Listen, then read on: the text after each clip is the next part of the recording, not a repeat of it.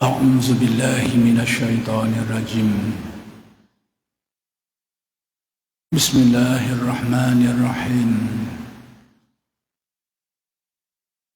الحمد لله رب العالمين، وبه نستعين. اللهم صل على سيدنا محمد النبي الأمي وعلى آله وصحبه وسلم. رب اشرح لي صدري ويسر لي أمري واحلل عقدة من لساني يفقه قولي. ولا حول ولا قوة إلا بالله العلي العظيم. إلهي أنت مقصودي ورضاك مطلوبي، أعطني محبتك ومعرفتك. السلام عليكم ورحمة الله وبركاته. الحمد لله والشكر لله wassalatu wassalamu ala rasulillah, amma ba'd. Pertama sekali kita bersyukur kehadrat Allah Subhanahu wa ta'ala yang telah mengurniakan kepada kita nikmat yang sangat banyak, sama ada nikmat yang zahir maupun nikmat yang batin. Mudah-mudahan segala nikmat-nikmat itu sentiasa dikurniakan kepada kita dan dijadikan kita orang-orang yang mensyukuri nikmat. Mudah-mudahan dengan berkat syukur Allah Subhanahu wa ta'ala bukan saja mengekalkan nikmat yang sedia ada, tetapi ditambah lagi dan digandakan lagi dengan nikmat-nikmat yang lain. Dan insya-Allah pada malam ini kita akan teruskan pengajian kitab Futuh Al-Ghaib karya Syekh Abdul Qadir Al-Jilani qaddasallahu sirruh. Wasiat yang kelima yang disampaikan oleh Syekh Abdul Qadir ialah menghindari dunia, menjauhkan diri daripada dunia.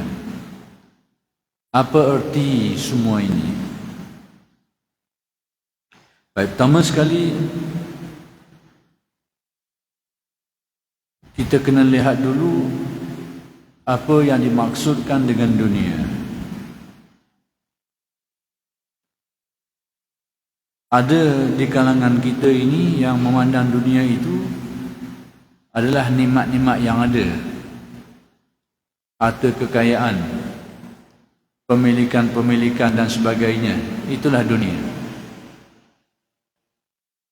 Jadi ternyata kalau kita faham dunia seperti itu, lalu saranan Al-Quran dan hadis supaya meninggalkan, menjauhkan diri daripada dunia itu, seolah-olahnya berasaskan kefahaman dunia seperti itu tu menghendaki kita orang Islam ni jadi papa kedana. Tak ada harta, tak ada pemilikan, tak ada itu, tak ada ini. Itu kalau kita faham dunia dengan makna harta kekayaan, habuan kekayaan, pemilikan dan sebagainya. Dan kita kena sedar bahawa dalam Al-Quran ada ayat-ayat yang menyebut tentang negatifnya dunia ni.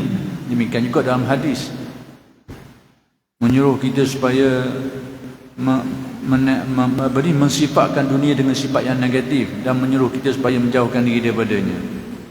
Ada ayat-ayat dalam Al-Quran dan hadis seperti antaranya ad-dunya jifah, dunia ini bangkai, seumpama bangkai. Wa talibuha kilabu, dan orang yang menuntut mencarinya itu adalah anjing-anjing. Jadi kalau kita perhatikan tentang ayat-ayat dalam Al-Quran dan hadis Nabi yang mensifatkan dunia dengan sifat yang buruk ni, yang menghendaki kita supaya tidak dekat dengannya, menjauhkan diri daripadanya. Dalam Al-Quran kita akan tengok ayat Al-Quran, innamal hayatud dunya la'ibun wa lahwun wa zinatun wa tafakhurun bainakum wa takasurun fil amwali wal aulad. Dan banyak lagi lah ayat Al-Quran. Dunia ni seperti mainan dia, kelalaian dan macam-macam lagi lah. Jadi pokok bakal ada ayat-ayat dalam Al-Quran dan hadis Nabi yang mensifatkan dunia ini dengan sifat yang buruk. Yang ini menganjurkan kita supaya kita menjauhkan diri, jangan dekatkan diri kepada dunia. Baik, kalau kita faham, kita lihat keadaan ini, kemudian kita faham dunia pula dengan kefahaman dunia itu kebendaannya, hartanya, pemilikannya, itunya. Jadi bila kita regu dua ni, seolahnya agama Islam menyuruh kita membuang semua ini, hidup dalam keadaan tidak memiliki apa-apa. Kalau kita faham macam tu, jadi kefahaman dunia semacam itu mengelirukan. Apatah lagi kita tengok kenyataannya berbeza. Berbeza kenyataan dalam kehidupan para sahabat, kehidupan alim ulama. Ada di antara sahabat-sahabat yang kaya. Apakah kita nak menuduh sahabat ni tak ikut ajaran Al-Quran dan hadis yang menyuruh kita menjauhkan diri daripada dunia ni kerana mereka ni memiliki kekayaan? Itu benda-benda yang perlu kita tanya. Demikian juga di kalangan alim ulama, kerana aulia ada yang kaya-kaya. Jadi kalau kita nak kata mereka ini tidak mengikuti ajaran Al-Quran, berat sikit lah. 10 orang yang diberitahu oleh Nabi sebagai ahli syurga, Nabi Kabadah. Ada 10 orang yang Nabi sudah beritahu mereka ni ahli syurga di dunia ni lagi. Ini hak kenabian lah. Hanya maklumat-maklumat seperti ini hanya boleh dicapai melalui wahyu saja. Yang lain daripada itu melibatkan syurga negeri jangan bakal. Jadi yang menjelaskan ini Nabi sendiri beritahu ada 10 orang, tapi sebenarnya bukan 10 orang ni saja. Hak Nabi beritahu secara jelas dalam satu riwayat itu ada 10 orang yang ahli syurga, yang dijamin syurga. Majoriti mereka ini adalah hartawan, orang kaya, orang yang berharta. Jadi kalau kita memahami dunia dengan makna kebendaan, dengan makna pemilikan harta benda, itu silap. Jadi kalau begitu, apa sebenarnya dunia ini? Antara alim ulama yang banyak mengulas tentang aspek ini adalah ulama tasawuf lah. Sebab hal-hal ke dunia ini, bidang ni bidang cenderung kepada bidang ilmu tasawuf. Jadi ulama-ulama tasawuf termasuklah Al-Ghazali. Dalam kitab-kitab mereka yang kitab-kitab yang banyak ni, termasuklah Al-Arba'in fi Usuluddin, ada disebut tentang konsep-konsep ni, dunia ni. Jadi secara mudahnya kesimpulan yang boleh kita ambil daripada huraian alim ulama tentang dunia ni, dia kata dunia itu, nak ukur dunia bukan pada bendanya, tapi pada konsep dan pengertiannya. Dan dunia itu menurut mereka ialah apa saja yang boleh mendekatkan seseorang kepada Allah. Dunia ni apa saja yang boleh menjauhkan seseorang daripada Allah dan mendatangkan musibah di akhirat, maka dia dikatakan dunia lah. Apa saja menjauhkan seseorang daripada Allah, kemudian menanggung beban, membawa beban di akhirat nanti, maka itulah dunianya. Apa saja. Jadi yang boleh membawa seseorang tu jauh daripada Allah Ta'ala ni dan meningkatkan beban di akhirat banyak perkara. Sekiranya harta benda pemilikan kita, dengan pemilikan kita itu menjadikan kita semakin jauh daripada Allah, kita lupa dengan kekayaan kita dan kemewahan kita dan kita gunakannya pada jalan yang salah, maka itu menjauhkan kita daripada Allah dan akan menanggung beban di akhirat. Maka dunia lah dari segi itu. Tapi apakah semua harta benda itu seperti itu? Bagaimana dengan orang yang memiliki harta benda dan kekayaan, ditunaikan hak-haknya, digunakan untuk sesuatu yang mendatangkan redha Allah, digunakan pada jalan-jalan yang disuruh oleh syarak, yang sesuai dengan kehendak syarak, yang disuruh oleh syarak, digunakan semua itu untuk kebaikan diri dia, keluarga dia, agama dia, masyarakat dia. Nafkah yang ditanggung, ditunaikan dengan semua itu, keperluan pendidikan, keperluan masyarakat Islam, digunakan kewangan itu untuk menyempurnakannya, maka semua itu mendekatkan seseorang kepada Allah dan mendatangkan pahala ganjaran di akhirat. Jadi benda itu boleh jadi dunia, boleh jadi akhirat, atau benda yang sama. Atau benda yang sama. Dunia boleh jadi, akhirat pun boleh jadi. Maka sebab itu ulama tasawuf menjelaskan dunia adalah apa saja, apa yang menjauhkan daripada Allah, yang menimbulkan beban di akhirat, dunia lah hukumnya. Jadi pemilikan kita itu kita tengok ke mana. Apakah dia menyumbang kepada kita ni semakin jauh daripada Allah, lupa kepada Allah, jadi sombong, jadi bangga, guna cara yang salah, atau sebaliknya. Dengan dunia lah kita menyempurnakan banyak urusan keagamaan kita, urusan keperluan hidup kita yang sesuai dengan syarak, yang disuruh oleh syarak. Jadi ukuran dunia dan dunia ni bukan atas benda tu, tapi bagaimana semua itu boleh membawa kita ke arah tadi. Kau dekat kepada Allah Ta'ala ke atau tak? Menimbulkan beban di akhirat ke atau mendatangkan manfaat di akhirat? Itulah tukar dunia dan dunia. Baik, berasaskan perkara yang sama juga. Jadi kalau kita ada dunia ni, segala apa yang menjauhkan kita daripada Allah, yang meninggalkan beban di akhirat, maka akhiratnya pula lawan dia lah. Segala apa yang mendekatkan kita kepada Allah dan mendatangkan nikmat ganjaran pahala di akhirat nanti, maka dia akan jadi akhirat. Jadi sesuatu benda tu kita tak boleh nak ukur dunia di akhirat atas benda tu tengok hubungan dia dengan orang yang memiliki dia tu. Sebab tu ada riwayat Nabi menyebut, menguatkan makna ni, sebaik-baik harta itu adalah harta yang dimiliki oleh seorang lelaki yang soleh. Artinya sesuatu harta itu nak nilai baik tak baik, tengok siapa dia tukang milik dia tu, pemilik dia tu. Itulah menentukan dunia atau akhirat, ukurannya situ. Jadi kita tak boleh nak ukur lah. Tengok rumah orang ni besar kaya dia, mengali dunia, tak betul ukuran kita. Ataupun kita tengok rumah ni, Allah, rumah nak utuh dah, mu ni ahli akhirat, tak tentu lagi. Tak tentu lagi. Sebab ukuran sejauh mana benda tu. Kita tak boleh nak pakai ukur zahir itu saja. Tengok sejauh mana pemiliknya itu memanfaatkan dia. Baik, demikian juga urusan-urusan bila sebut dunia ni, apa saja tadi itu luas. Bukan saja melibatkan pemilikan, tetapi juga melibatkan juga amalan. Amalan pun boleh jadi dunia. Boleh jadi dunia amalan. Yang ni segala amalan-amalan yang kita buat, tak kiralah sedekah ke, haji ke, ataupun apa saja amalan yang kita buat, sekiranya kita lakukan itu dengan baik menurut kehendak hukumnya, hukum fiqh dan tasawufnya, sehingga amalan itu menjadi kita semakin dekat dengan Allah Ta'ala dan mendatangkan pahala akhirat, maka amalan itu memang amalan akhirat lah, jelas lah. Tapi sekiranya amalan yang sama, amalan keagamaan yang sama, tetapi si pelakunya itu memiliki niat yang buruk, tujuan yang buruk, tujuan yang salah, masalah tujuan-tujuan keduniaan, ataupun niat-niat yang salah, riak dengan ujub takabur dan tujuan-tujuan hal-hal yang bermacam-macam, sekalipun rupanya rupa ibadah, tapi dia jadi dunia. Dia tetap jadi dunia.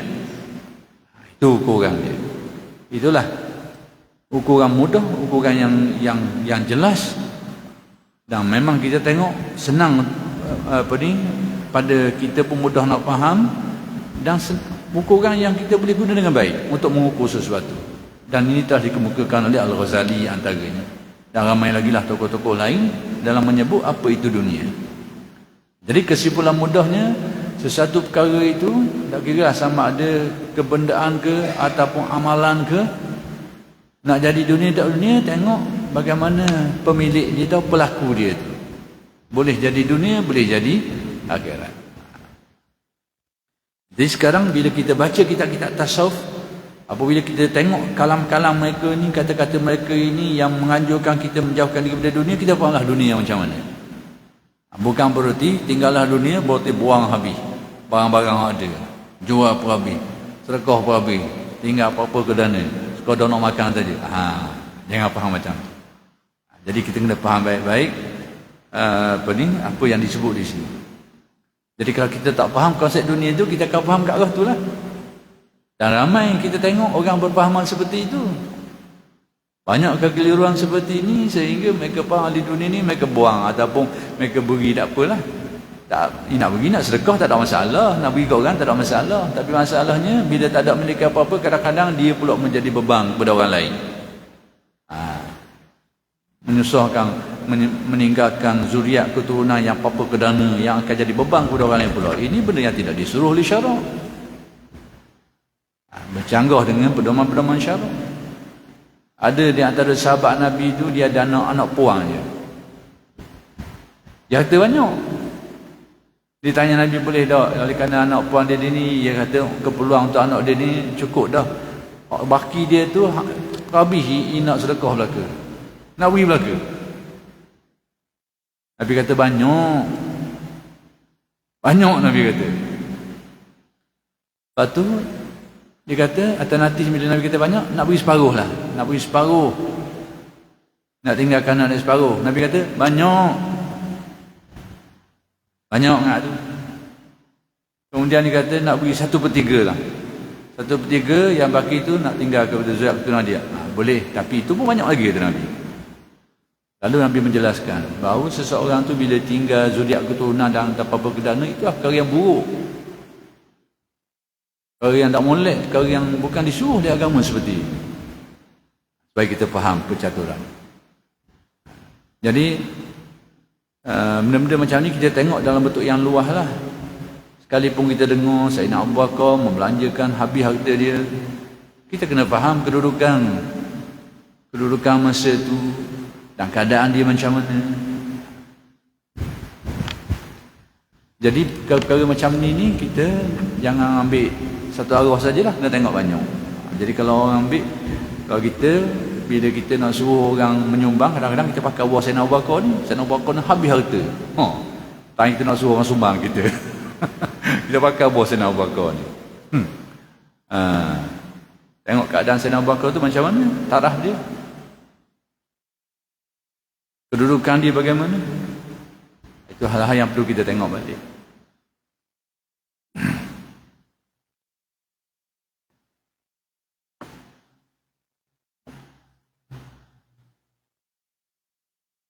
Baik, kata Syekh Abdul Qadir pada wasiat yang kelima ni, menghindari dunia. Jika engkau melihat dunia ini berada di tangan orang lain, dan sekiranya kita tengok orang lain memiliki pemilikan yang banyak lah, sama ada orang Islam ke, orang bukan Islam ke, kaya, memiliki hal-hal pemilikan harta benda yang banyak, maka kata nasihat Syekh Abdul Qadir, jangan takjub, jangan rasa heran, jangan rasa pelik, jangan rasa susah hati, jangan rasa sedih hati bila dunia dimiliki oleh orang ramai. Itu pesan Syekh Abdul Qadir. Bila kalau kita tengok orang lain memiliki itu, memiliki ini, pertama hatimu ni jangan sampai kau rasa takjub, rasa heran, lepas tu rasa macam-macam lah rasa. Bila kita tengok dari satu segi, kita akan rasa keheranan dengan kekayaan orang tu. Dari satu segi kita akan rasa sedih kerana kita tak memilikinya. Macam-macam lagi. Jadi Syekh Abdul kata jangan sampai hatimu terpaut dengan pandangan itu. Itu pesan Syekh Abdul kata. Bila kita tengok orang senang, kita berasa begitu bahasa gini, sebenarnya tidak mengubah keadaan juga. Tapi jiwa kita lah jadi sakitnya, jadi sedih lah, itulah macam-macam bila kita tengok orang kaya dan sebagainya. Kita berasa sedih ke, kita berasa iri ke, tak mengubah keadaan. Tapi yang musibahnya kita ini, kalbu kita akan jadi rosak dengan benda tu. Jadi Islam ni mengajarkan kita, dan inilah pesan inilah yang dianjurkan oleh Syekh Abdul Qadir, supaya hati kita kekal hubungan dengan Allah, keyakinan terhadap Allah. Kalau kita ada hasrat dan ada niat yang baik untuk mencari kekayaan yang boleh dia manfaatkan, usahakanlah. Apa yang dipesan oleh Syekh Abdul Qadir ni, hati jangan sampai terpaut dengan sebab kita jadi gelisah, kita rasa sedih dan sebagainya. Itu dia. Berusaha mendapatkannya, itu tidak ada halangan. Ini kita faham ajaran Syekh Abdul Qadir. Baik, kata Syekh Abdul Qadir, dunia itu memang penuh dengan hiasan. Memang dunia ni, memang itu ciri dia tu. Sebab tu dunia ujian lah. Penuh dengan hiasan, menarik perhatian lah. Tak nak lagi, siapa dia pun, selagi dia bernama manusia, dia bukan malaikat, memang dia akan terpaut pada dunia ini, kuat atau lemah, sikit atau banyak, tak nak lagi. Mesti ada pautannya. Cuma agama kita ni menganjurkan kita supaya mengawal, jangan sampai kita digilai. Keinginan itu menguasai, jangan sampai. Keinginan, kemahuan terhadap dunia itu tak nak lagi sebagai manusia. Tetap ada. Tapi yang dilarang bila batasan dia itu melebihi, sampai ke tahap kita jadi gila terhadapnya. Kita dikuasai oleh keinginan yang kuat sehingga menimbulkan tamak dan terhadapnya. Kita terpaut kuat dengan dunia sehingga menimbulkan aku dan sombong dengannya. Itu rosaklah juga. Tapi kalau ada kemahuan, itu naluri manusia. Jadi syarat suruh jaga batasan itu. Jadi kata Syekh Abdul Qadir, dunia ni penuh dengan hiasan. Penuh dengan hiasan berarti tarikan lah, menarik. Jadi kalau kita tak ada napih molek, kita akan terpaut dengan tarikan tu. Dan kalau kuat tarikan tu akan merosakkan. Macam kita mengai jugalah. Sudah tentu kita akan guna, kita akan cari upang yang menarik minat minat binatang tu ataupun ikan-ikan tu. Kita tak cari upang yang kita tahu ikan tu tak makan, tak ngai macam tu. Tak ada ngai, tak upang, dia tahu dah ikan ni tak berahi upang ni. Dia akan cari upang yang memang ikan tu berahi. Ikan pula bila tengok, dia nyambung. Kalau dia kuat keinginan, dia akan nyambung. Tapi kalau dia tidak memiliki kemauan, kalau dia tidak memiliki kekuatan seperti itu, mungkin dia makan sikit-sikit. Ini tamsilang mudah lah. Kalau ikan ruang tu, ibarat bandingan untuk jenis nyambul lah tu. Tak je pau. Kena molek mata kain sajanya bahan dah sekarang. Jadi jangan jadi baka macam ikan ruang. Tapi ada jenis ikan jaji. Orang tahu mata kain, ikuti habis upah dia mata kain. Tuan balah naik mata kain saja. Ikan dah lekat. Itu panduan. Guna penuh. Tamsilang nombor 2 itu. Jadi macam ikan jaji. Jangan jadi macam ikan ruang. Ikan ruang ni menyamboi tak kira. Padahal mata kain tabeng apa? Bahan tak setara. Ini perangai ikan ruang.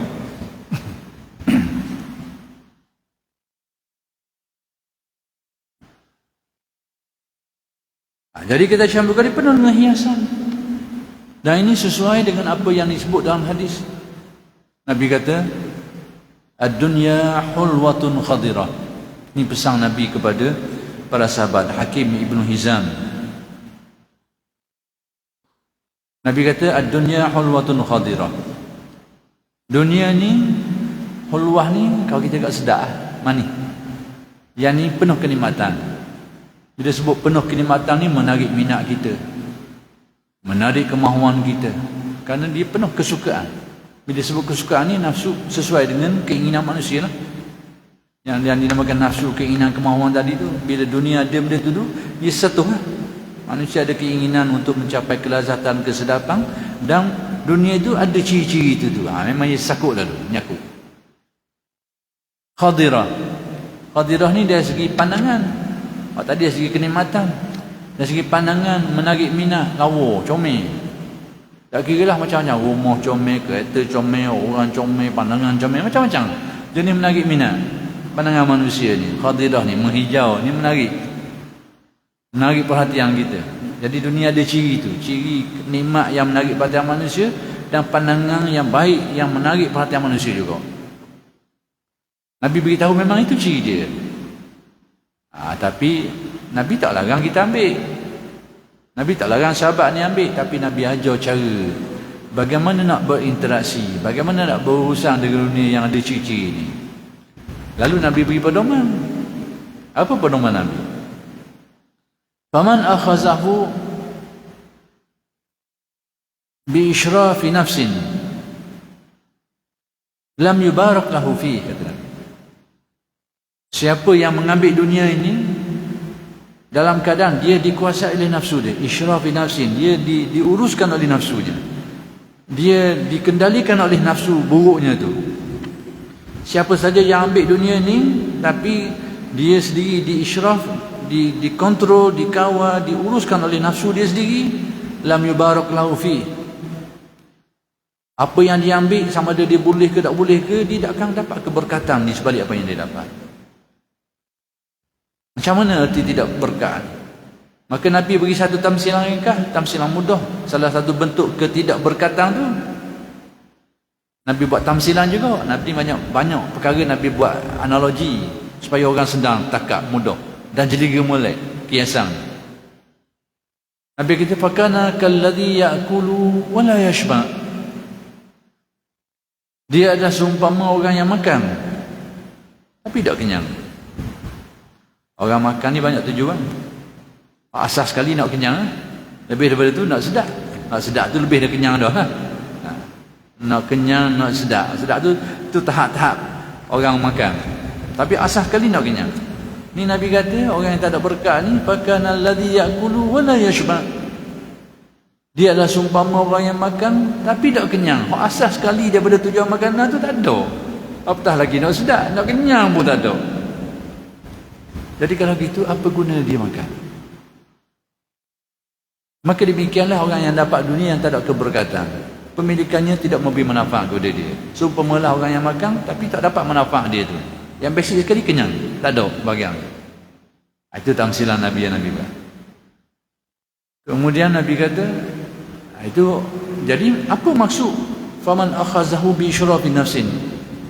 Siapa yang ambil dunia dengan kawalan duniawi ni, kontrol duniawi dia, di-isyraf, disupervise, didorong ataupun dipandu oleh nafsu dia ni. Pertama sekali dia lupa kepada percaturan pembahagian Allah. Orang ni akan dapat banyak ni, orang ni akan dapat ni, dia lupa dah bahagian tu. Dia rasa usaha dia lah yang akan menentukan. Dia lupa dah, tak nampak dah kurnia pemberian Allah, taksir Allah, tak ada lah pandangan dia. Kalau tak ada dalam keyakinan, batal iman dia. Sekarang mungkin tak gitulah. Dia tetap ada tapi hilang daripada pandangan batin dia. Lupa dah benda tu. Lupa kepada kurnia pemberian Allah, taksir Allah, lupa terus dah. Tapi masih ada dalam keyakinan. Tapi kalau tak ada juga dalam keyakinan, memang iman tu sendiri dah tak pakai, rosak. Sekarang masih ada. Kalau tanya tak percaya ke ada takdir Allah yang menentukan rezeki? Percaya. Okey. Adalah iman tu. Tapi dalam penghayatan benda tu hilang dalam pandangan batin dia. Maka bila dia lupa daripada pandangan batin, maka timbullah tamak, timbullah sombong, timbullah macam-macam hal. Itulah orang yang mengambil dunia dalam keadaan isyraf fi nafsin. Dia dikuasai, didorong, dipandu oleh hawa nafsu yang buruk. Kemudian Nabi beritahu sebaliknya pula. Faman akhazahu biti bi nafsin. Siapa yang mengambil dunia dalam keadaan jiwa yang baik, tibun nafsi, diri yang baik, jiwa yang baik, burikalahu fihi. Nabi kata orang ni akan dapat banyak keberkatan, banyak berkat. Apa yang dia dapat tu sangat bermakna dalam hidup dia, banyak nikmat, sangat terasa nikmatnya, sangat terasa manfaat dia tu, sangat berguna, banyak manfaat sekali, banyak gunanya, sangat terasa benda tu. Sekalipun kadang benda tu tak banyak mana, tapi dia rasa sangat berharga dalam hidup dia, sangat memenuhi banyak keperluan hidup dia, dapat dikecapi dengan baik nikmat-nikmat. Biti bi nafsin. Jadi orang yang mengambil dunia dengan biti bi nafsin tu warna pula tu. Tibun nafsi ni lawan tadilah, orang yang tidak dikendalikan oleh nafsu buruk. Berarti dia dikendalikan oleh iman dan akal yang sihat. Iman tetap ada keyakinan. Ada rezeki aku, ada sini. Banyak tu banyak ni, pertama sekali rezeki itu sudah ditetapkan. Kemudian rezeki-rezeki itu kurniaan Allah. Dan rezeki-rezeki Allah Ta'ala tentukan ini mendaki kita supaya mengambilnya dengan cara yang betul dan menggunakannya pada jalan yang betul menurut apa yang diizinkan oleh syarak. Jadi dia tahu perkara-perkara ni, keyakinan dia terhadap rezeki itu. Apa keyakinan yang berkaitan dengan rezeki? Dia akuni Allah, milik Allah, dan Allah taksim, Allah bahagikan kepada makhluk orang ni. Apa yang dia dapat tu, usaha tu sebagai usaha, tapi hak perolehan sebenar ketentuan semata-mata daripada Allah. Usaha itu sebab dia saja. Bila dia fahamkan perkara ni, dia sudah ada sebahagian dari mana biti binafsin. Kemudian bila dia ada kefahaman tadi tu, maka hatinya tidaklah dilanda dengan penyakit tamak, tidak dilanda dengan penyakit sombong dan takabur, sebab dia faham perkara ni. Semuanya milik Allah, semuanya kurnia Allah. Bila disebut milik Allah ni bukan milik kita, di biru kita, hilang takabur, sombong. Bila kita ada keyakinan bahawa semuanya ditetapkan Allah, musuh banyak mana pun kalau tak sampai ditetapkan, tak akan dapat bahagian yang bukan ditetapkan untukmu. Bila timbul ada keyakinan ni, maka tak adalah timbul tamak tu. Jadi masalahnya berusaha lah, bersungguh-sungguh, ada bahagian adalah, tak ada nak buat guna. Itu orang yang dikatakan orang yang mengambil biti binafsin, dengan jiwa yang baik. Maka orang yang ambil dengan cara ini banyak kebaikan, berkat, banyak keberkatan dalam hidup. Itulah pedoman. Jadi kait dengan ini, dunia kata Syekh Abdul Qadir penuh dengan hiasan sesuai dengan apa yang hadis Nabi beritahu tadi. Tetapi di sisi lain, dari sudut yang lain pula penuh dengan racun yang mematikan. Penuh dengan hiasan tarikan satu hal, penuh dengan kenikmatan satu hal. Tapi dari sudut yang lain pula, atas perkara yang sama, dia juga ada bahagian racun dia. Bahagian nikmat, bahagian sedap, bahagian baik. Kemudian ada bahagian racun dia tadi. Jadi dunia ni bahagian nikmat, bahagian racun, tengok cara orang ambil tadi lah. Kalau yang ambil dengan isyraf bin nafsin, dia ambil bahagian racun. Tapi kalau dia ambil dengan biti bin nafsin, dia ambil bahagian ubat penawar, bahagian nikmat dia. Jadi yang menentukan dunia racun tak racun, tengok macam mana orang tu ambil. Jadi ada racun yang membahayakan bagi yang penuh dengan racun yang mematikan. Dan itulah yang disebut dalam hadis tadi tu, ad-dunya jifah, bangkai. Dan hadis-hadis yang seumpama dengannya, yang mensifatkan hal-hal yang buruk tentang dunia ini ada. Jadi kalau kita kesimpulan mudahnya tentang dunia ni, ada hadis-hadis ataupun dalil-dalil yang menyebut tentang kebaikannya. Kemudian ada hadis-hadis pula, dalil-dalil yang menyebut tentang keburukannya. Atas benda yang sama. Dah, warna saya nak tentukan, maka ketentuannya menurut orang tu yang mengambil itu. Bukan atas benda tu.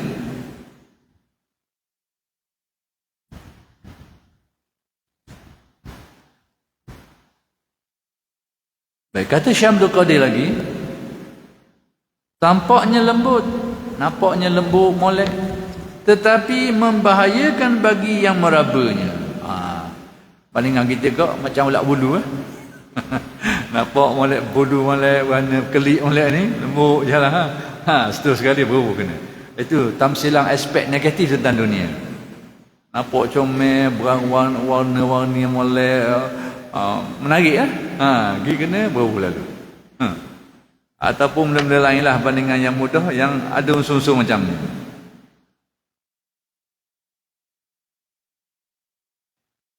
Kemudian kata Syekh Abdul Qadir lagi, dunia pada hakikatnya mengecoh dan membuat manusia menyepelekan keburukan dari tipu daya dan janji-janji kepalsuannya. Yakni dunia ni, kata Syekh Abdul Qadir, ini terjemah Indonesia, bahasa kita dah apa nak jadikan. Hakikat dunia itu selalunya menjadikan manusia ini akan terpengaruh dengan janji-janji palsu dunia, yakni gambaran-gambaran palsu dunia. Jadi gambaran-gambaran palsu dunia ni menjanjikan kita itu dan ini, maka kita baliknya akan terpengaruh dengan janji-janji dunia itu. Jadi bukanlah berarti dunia berjanji, ini bahasa isyarat, bahasa majaz, bahasa simpulan, bahasa kiasan. Masuk janji dunia ni, dunia pada tanggapan kita boleh menyelesaikan banyak perkara. Seolah kita bila ada dunia boleh buat macam-macam, menarik perang jadi senang gitu. Janjilah tu, janji dunia lah tu. Yang ni tanggapan kita terhadap dunia tu. Dengan dunia boleh itu, boleh ini, boleh macam-macam lah boleh. Menurut tanggapan kita tu, itu seumpama janji dunia terhadap kita lah tu. Tapi rupa-rupanya banyak kita akan terperangkap dengan janji-janji palsu tadi tu. Janji-janji palsu daripada hal-hal keduniaan tadi yang menjamin kita bila dapat ni, bila ada ni, gini-gini. Banyakannya kita akhir sekali termakan janji tu, akhir sekali kita tak dapat pun apa yang dijanjikan itu.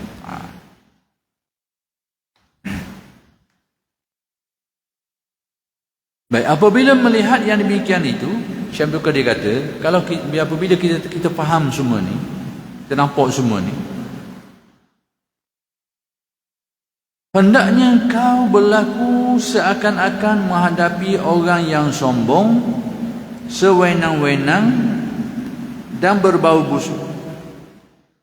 Jadi kata Syekh Abdul Qadir, bila kita tahu tentang kedudukan dunia macam ni, maka apa sikap kita yang diajar oleh Syekh Abdul Qadir? Kata Syekh Abdul Qadir, hendaklah engkau berwatak seperti orang yang sedang menghadapi orang yang sombong. Orang yang sombong, orang yang bau busuk, orang yang tak ada peraturan, baharamban sekali. Jadi soalannya, jangan girkat dengan dia. Jangan girkat. Itu pesan Syekh Abdul Qadir. Pesan Syekh Abdul Qadir kepada kita dalam untuk berinteraksi dengan dunia ni, bila kita nampak aspek-aspek buruk dunia ni, maka sikap macam ni. Kita seolahnya macam mana sikap kita terhadap orang yang sombong, orang yang tidak aturan, orang yang bau busuk dan sebagainya. Berarti kita ni cuba nak lari daripada dia, nak mengelak. Maka demikianlah yang dianjurkan oleh Syekh Abdul Qadir kalau kita bertemu dengan aspek-aspek negatif dunia ni.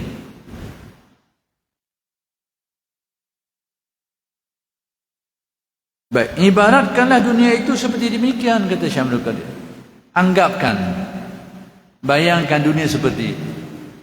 Jadi dia berarti merupakan sesuatu yang bersifat dalaman kita. Tengok luar memang comel, tapi biar ada satu kesedaran nanti, anggapkan dia sebagai perkara-perkara itu sebagai apa yang disebut oleh Syekh Abdul Qadir tadi, sebagai orang yang kita tak nak.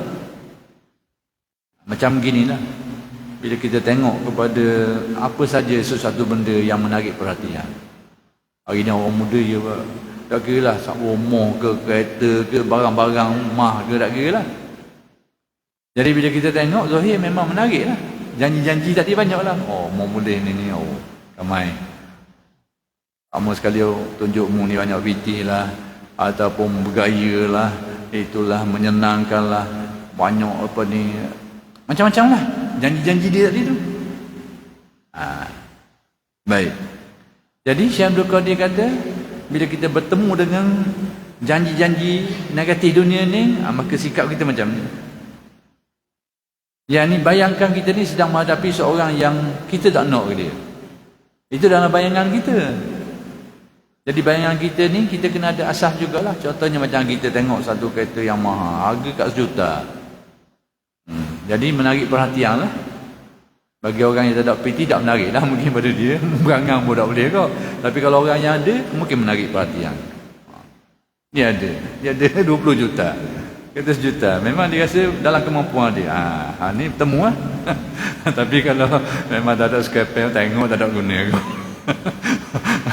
Tu lain tak kena. Lain tak kena. Tapi yang berkemampuan memang menarik perhatian. Harga sejuta ataupun 2 juta. Jadi kalau kita tengok dari aspek tadi tu, janji-janji banyak lah. Oh, naik kereta ni memang gaya. Naik kereta, oh sedap. Memang begitu. Macam-macam janji-janji tu boleh jadi belaka. Jadi contoh janji-janji, contoh yang kita naik, orang kita dalam janji yang kita timbul dalam hati kita tu, orang akan pandang tinggi. Hakikatnya tak semua orang pun pandang. Orang tak tengok pun ada, tak pandang pun. Tapi dalam janji yang beri kita ni, tengok orang tengok muka lagi bergaya belaka. Janji yang beri kita, kenyataannya tak tentu. Jadi macam mana kita nak menghindari dia tu? Maka lihatlah hakikat di sebalik semua. Tengok benda ni sekarang comel, cuba bayangkan 20 tahun lagi mana keadaan. Itu benda-benda yang menyebabkan kita boleh membayangkan dia sebagai satu benda yang buruk tadi tu. Tengok hak semasanya tu memang menarik, tapi cuba bayangkan awal-awal 20 tahun lagi ni, hak ni guna jadi lagi. 20 lagi cabut situ, cabut sini, kepek situ, kepek sini. Itu maksud Syamsul Qadir. Kau hadapi dia seperti seorang yang sombong, seperti orang yang bau busuk. Depan mata bau sedap, betulnya tu. Tapi bayangkan, yakni lihat masa depannya bagaimana. Dia akan jadi macam tu. Itulah yang akan menyelamatkan kita daripada pengaruh-pengaruh janji buruknya tadi tu. Jadi Syamsul Qadir mengajarkan kita supaya tidak terkena dengan termakan dengan janji buruknya tu.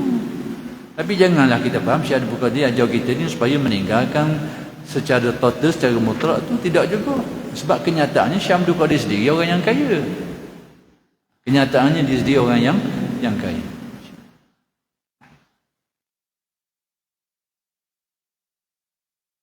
Baik, jika melihat situasi yang demikian, kata Syamsul Qadir, bila mu tengok keadaan seperti itu, berpalinglah dari kebusukannya. Jauh bila kita bayangkan aspek-aspek negatif buruk dia tu. Tengok mata kasar ni memang menariklah. Tapi tengok dengan pandangan basirah kita, pandangan qalbu kita tu 10 tahun akan datang, 20 tahun akan datang, 30 tahun akan datang, benda yang sama tu. Guna jadi tengok masa tu. Jadi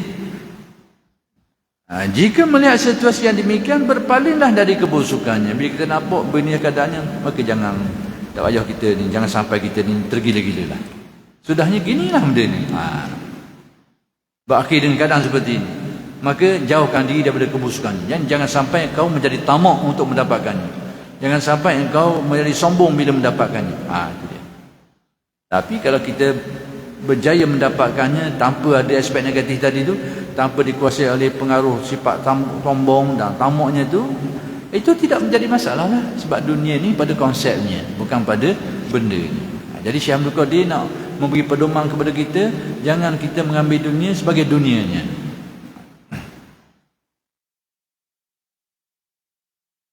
Kemudian ada orang tanya, dah boleh ke buat gitu? Dah boleh ke buat gitu? Apa dah boleh? Dalilnya di kalangan aulia yang kaya-kaya dia boleh buat lah tu. Di kalangan orang soleh-soleh, dia orang yang baik, orang yang dermawan, orang yang banyak buat kebajikan, tu tanda dia boleh lah tu. Kalau tidak akan jadi gitu. Tidak akan jadi gitu. Berarti benda tu boleh dibuat. Bergantung kepada qalbu. Maka qalbulah tempat yang perlu diperbaiki supaya boleh jadi gitu.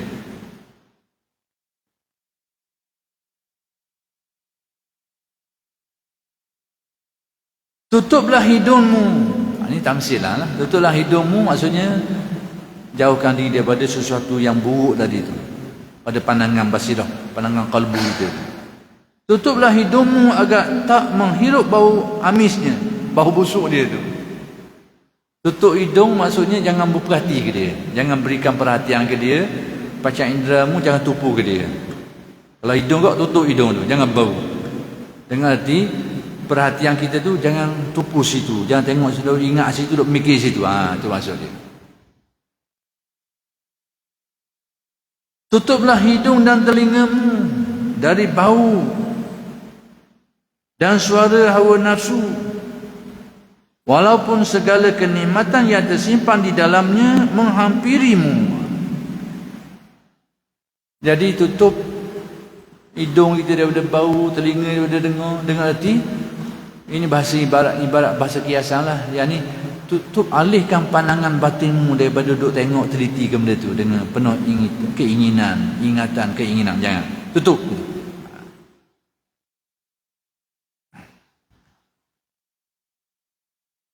Allah Subhanahu wa taala telah berfirman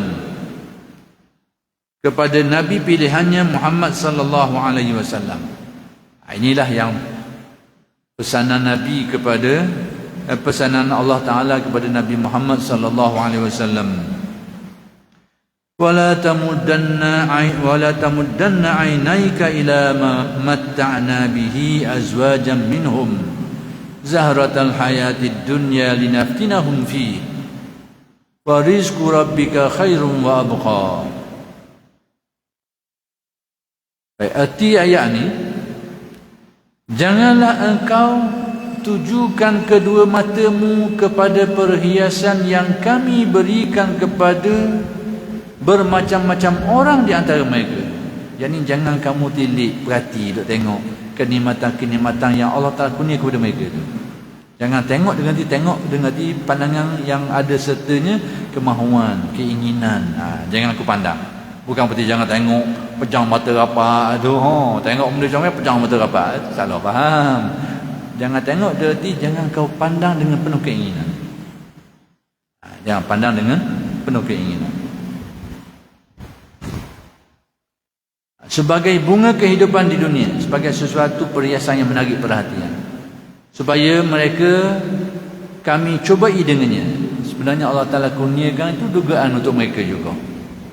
Untuk orang yang bukan Islam, orang yang tidak beriman kepada Allah, mereka dapat semua ni juga. Itu dugaan untuk mereka. Dan rezeki Tuhanmu dalam syurga lebih baik dan lebih kekal.